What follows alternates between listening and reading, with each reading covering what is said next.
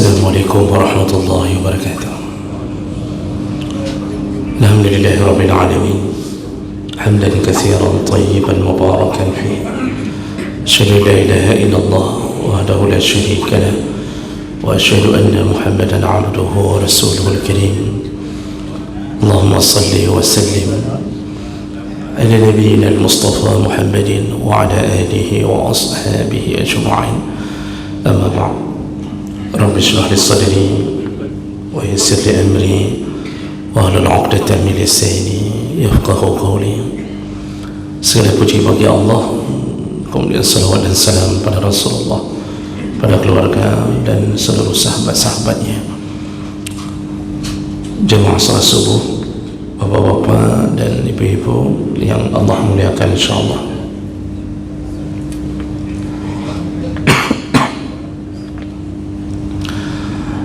Di pertemuan kita sebelumnya, kita sudah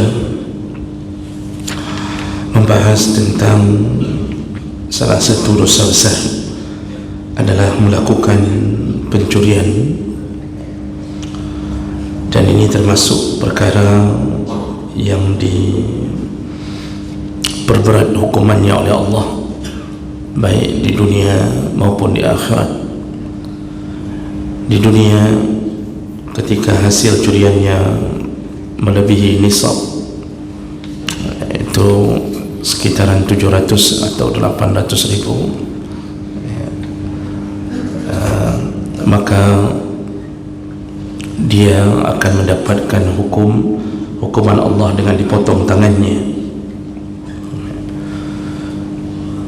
Dan mengambil harta orang itu tidak akan diselesaikan Allah di akhirat dengan baik, kecuali dia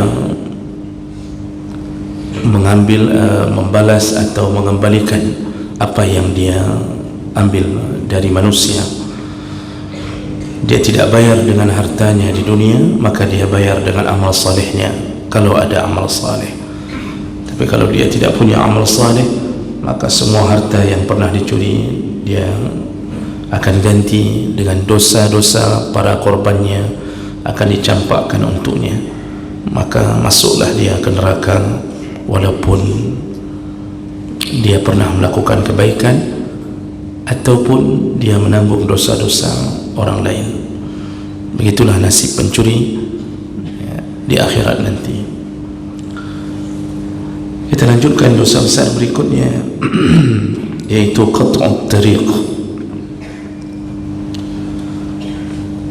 melakukan perampokan. Disebut qati'ut tariq secara bahasa yang memotong jalan. Qati', memotong atau mencegah di jalanan. Jadi kebiasaan perampok di masa jahiliyah, mereka akan mencegat rombongan kafilah di tengah padang pasir untuk mengambil harta, bahkan diiringi dengan pembunuhan. Merampok ini tidak hanya mengganggu harta manusia, bahkan mereka berniat untuk menghilangkan nyawa pemilik harta tersebut.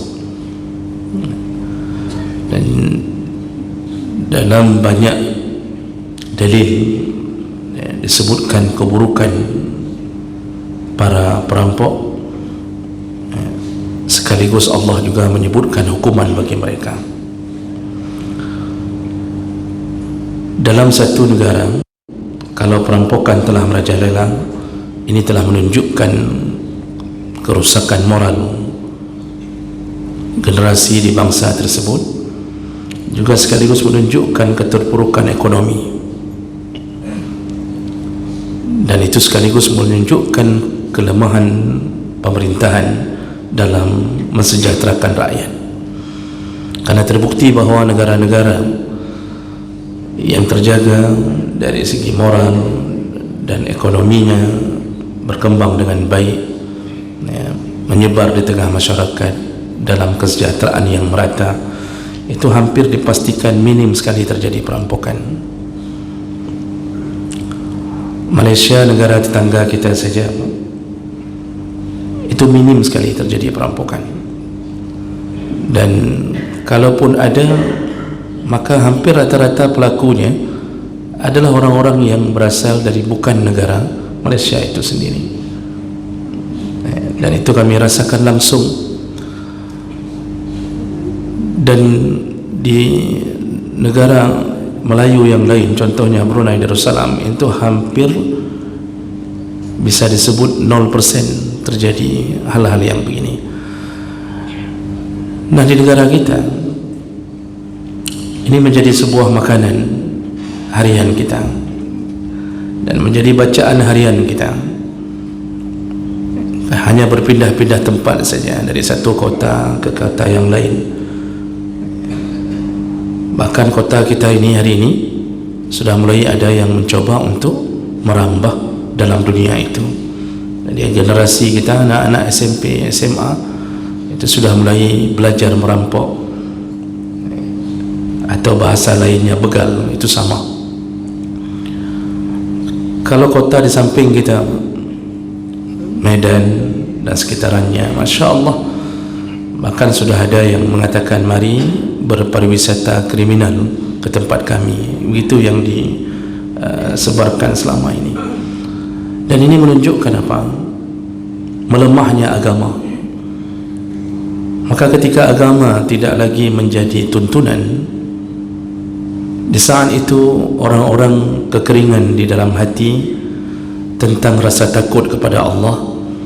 Di saat itulah orang akan mencari harta dengan cara apapun. Dia tidak faham membunuh nyawa seorang muslim itu sama dengan membunuh semua nyawa yang dihidupkan Allah. Itu sama dosanya, begitu kata Allah.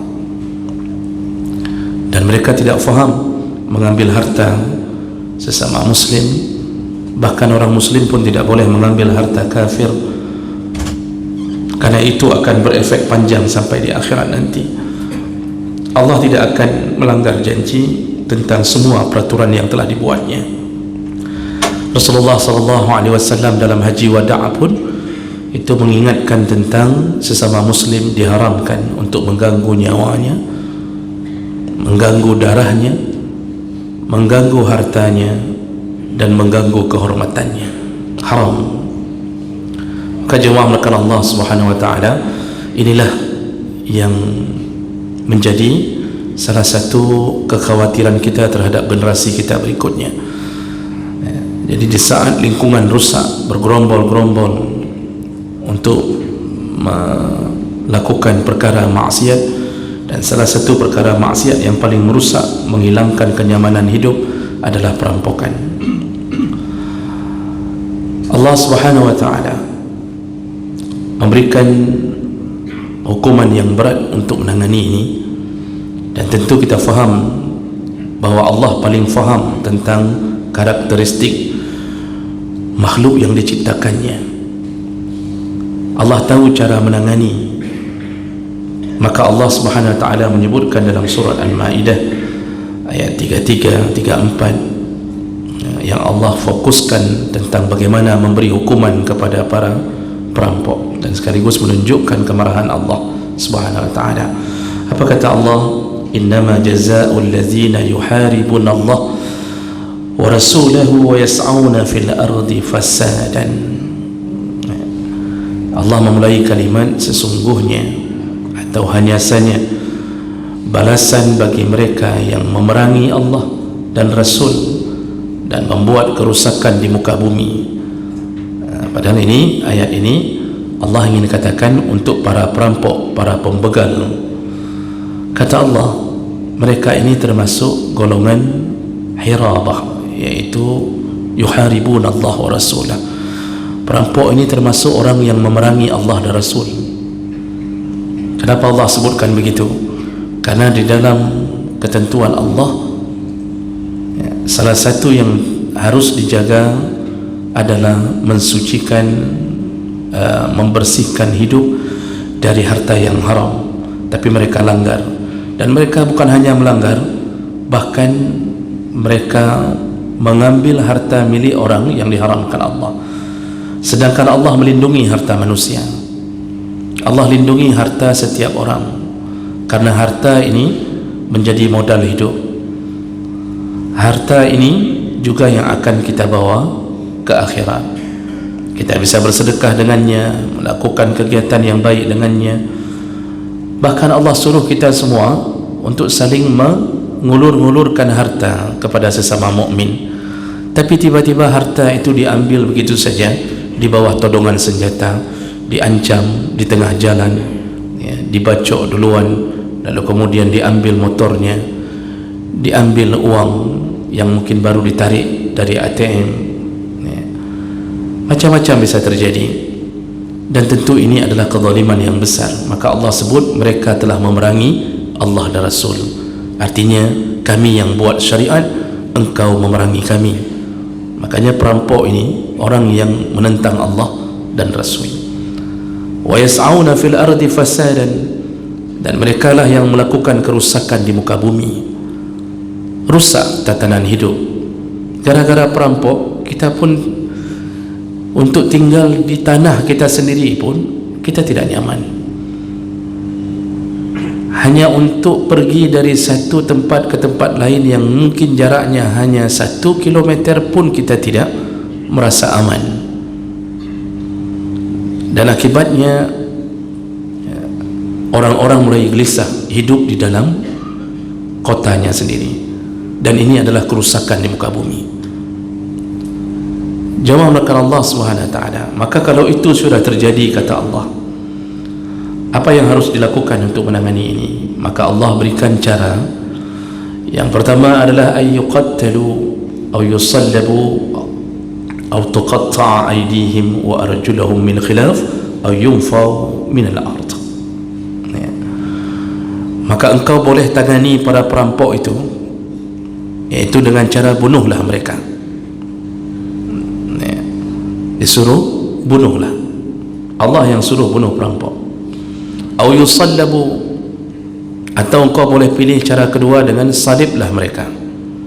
Disuruh salib. Salib itu ya seperti gambaran yang kita lihat dalam dunia Nasrani, Yesus disalib, begitulah disuruh salib, lalu disuruh jemur sampai kematiannya datang. Lalu kemudian au tuqatta'a aydiyahum, atau engkau potonglah tangan mereka, wa arjulahum, sekaligus dengan kaki mereka. Dalam keadaan bagaimana? Dalam keadaan min khilaf, yaitu berselangan.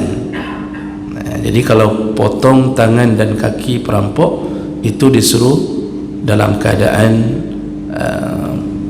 bersilangan, yaitu potong tangan kanannya dan kaki kirinya. Jadi kalau pencuri itu hukumannya potong tangan kanan dulu, mencuri lagi potong kaki kiri, mencuri lagi potong tangan kiri, mencuri lagi potong kaki kanan. Itu pencuri satu-satu. Perampok sekaligus dua-dua disuruh ambil, disuruh potong tangan kanan sekaligus kaki kiri, karena kerusakan yang dia buat lebih hebat daripada pencurian. Masih juga merampok, potong tangan kiri dengan kaki kanan untuk menghilangkan fasilitas yang bisa membuat dia melanjutkan perampokan. Bapak Ibu yang Allah muliakan, nah hukum ini oleh para ulama itu dilihat dari sisi bagaimana perampok itu melakukan perampokannya. Maka para ulama mengambil kesimpulan, yaitu jumhur ulama termasuk mazhab Syafi'i di dalamnya.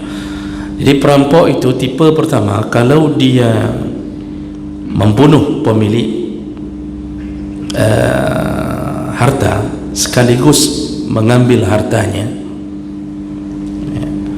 maka dia hukumannya dibunuh. Hukumannya dibunuh sekaligus dibunuh dengan cara disalib. Itu kalau mau dilakukan, atau bunuh dengan cara lain pun boleh. Jadi kalau sudah sampai membunuh pemilik harta, maka bunuhlah dia, kata Allah. Kalau seandainya dia hanya mengambil harta tanpa membunuh pemilik harta, maka disuruh potong tangan kanan dan kaki kiri. Itu kalau tidak membunuh pemilik harta, tapi hanya mengambil hartanya, disuruh potong tangan dan kaki. Kemudian kalau seandainya mereka datang mengancam tapi tidak sempat untuk melakukan pembunuhan, tapi sudah datang ancaman membunuh, cuma karena dilawan mereka melarikan diri, tetap hukumannya ditambah oleh Allah, au yunfau minal ard, asingkanlah dari tempat tinggalnya, disuruh buang, disuruh asingkan, pindahkan dia ke tempat yang membuat dia merasa tertekan dan tersiksa, disuruh pindahkan dari kampung atau dari kota tempat dia tinggal, buang. Jadi buangnya pun yang sifatnya buang ke tempat yang kira-kira dia tidak bisa bergerak. Nah, jemaah melakukan Allah Subhanahu wa taala, itu hukuman di dunia. Jadi Allah yang Maha Rahman, Maha Rahim, tapi kalau sudah berurusan dengan menghilangkan harta dan nyawa orang, maka Allah dengan tegas mengatakan, habisi, sikat dia. Maka pembegal itu selayaknya memang dibunuh. Orang-orang yang melakukan aktivitas begal itu pemerintah sah mengumumkan untuk dilakukan bunuh. Dan saya membaca beberapa bulan yang lalu, itu wali kota Medan itu telah mengumumkan tembak mati di tempat. Begitu diumumkan pengumuman itu, langsung para aktivis, pegiat-pegiat HAM itu mulai bicara, mengatakan, bukankah pembegal itu juga manusia, tidak layak mereka ditembak mati, tidak layak mereka dibuat begini. Kenapa mereka tidak mengatakan apapun ketika korban berjatuhan, ditusuk mati? Kenapa mereka tidak umumkan kepada para perampok, bukankah korbanmu juga manusia? Memang pegiat-pegiat HAM ini ada titik kebodohan yang mereka bawa. Maka orang bodoh itu berkumpulnya di situ. Perampok dibelanya, korban dianggap binatang yang boleh dibuat belaka apapun. Padahal korban harta sendiri, motor sendiri, tapi dihabisi oleh begal dan dianggap sah-sah saja, tidak ada yang bicara. Ketika turunnya ketegasan untuk menghabisi para pembegal, mulai mereka bicara, sayangilah pembegal. Masya Allah, adakah yang lebih bodoh daripada ini?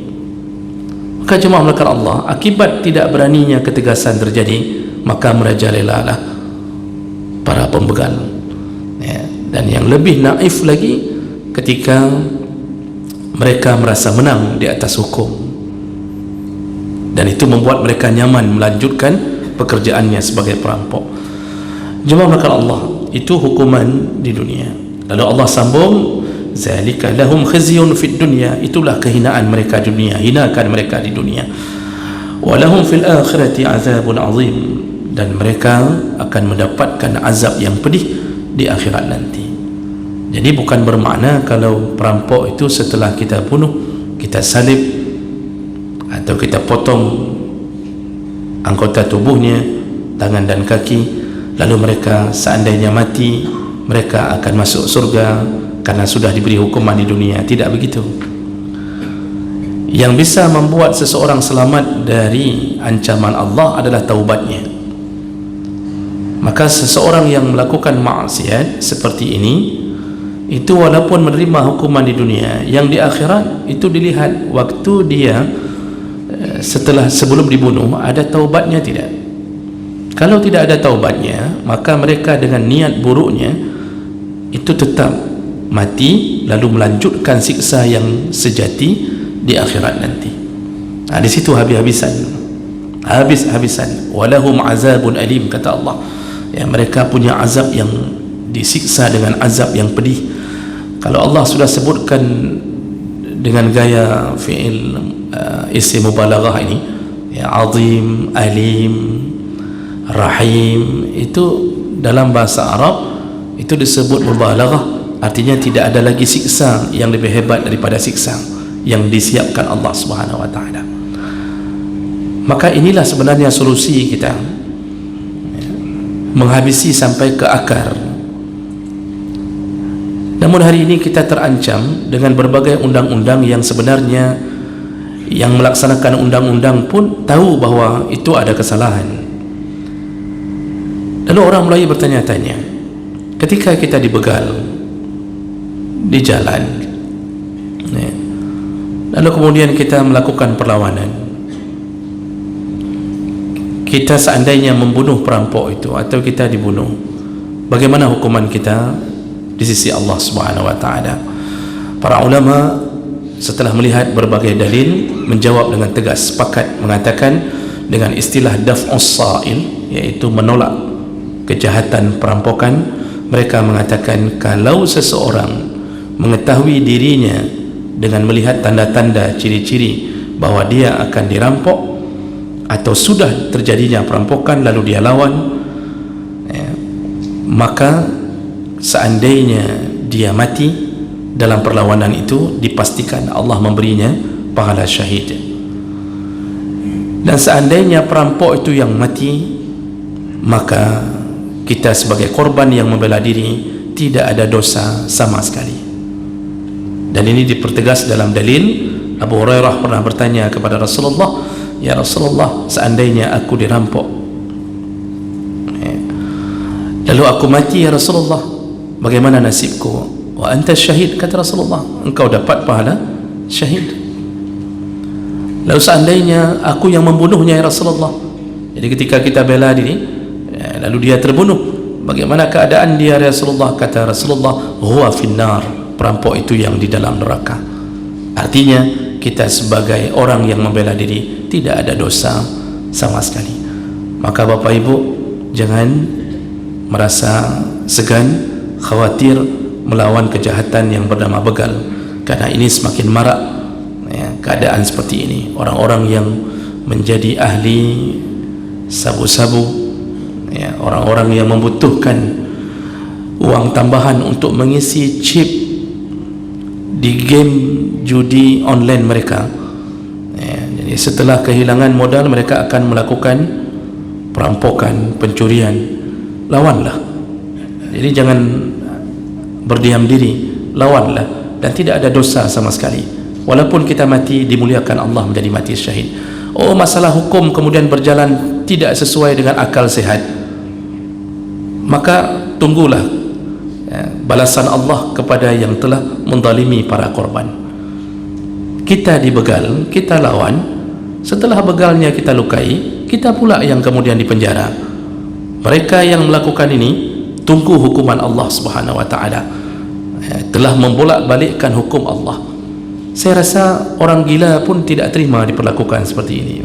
Jangankan orang sehat, orang gila pun tahu mana yang seharusnya dihukum.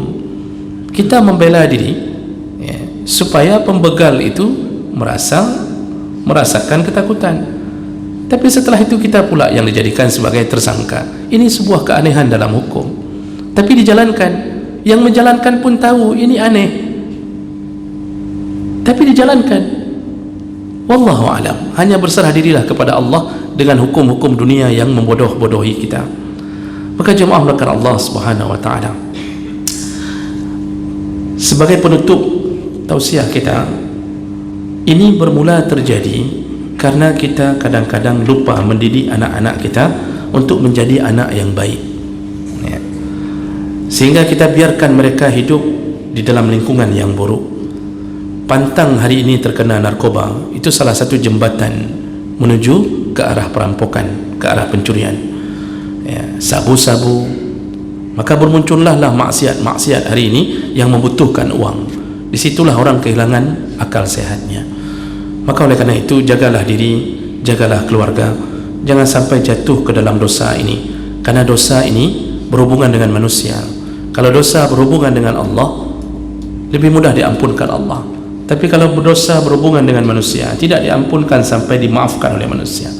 Maka mantan-mantan perampok, mantan-mantan pembegal itu jangan merasa sudah taubat hanya karena sudah salat berjamaah 5 waktu. Jangan merasa sudah taubat hanya karena menjalankan Ramadan lalu menunggu malam Lailatul Qadar. Taubatnya orang yang pernah menyakiti harta orang, selain taubat kepada Allah, dia harus selesaikan urusannya dengan manusia. Bayar, cari korban. Tidak ketemu korban, cari ahli warisnya. Tidak ketemu ahli warisnya, hitung berapa kerugian yang engkau ambil dari orang, lalu kemudian sedekahkan, lalu berniatlah untuk membayar hutang-hutang dan kerugian orang. Baru engkau bisa masuk ke dalam surga Allah tanpa urusan yang dihadang oleh manusia. Maka berhati-hatilah dengan perilaku dosa besar yang bernama perampokan. Mudah-mudahan ini menjadi suatu perkara yang bisa kita hindari, sekaligus menimbulkan keberanian kita untuk melawan perampokan. Subhanakallahumma bihamdik, asyhadu an la ilaha illa anta, astaghfiruka wa atubu ilaik. Wassalamu alaikum warahmatullahi wabarakatuh.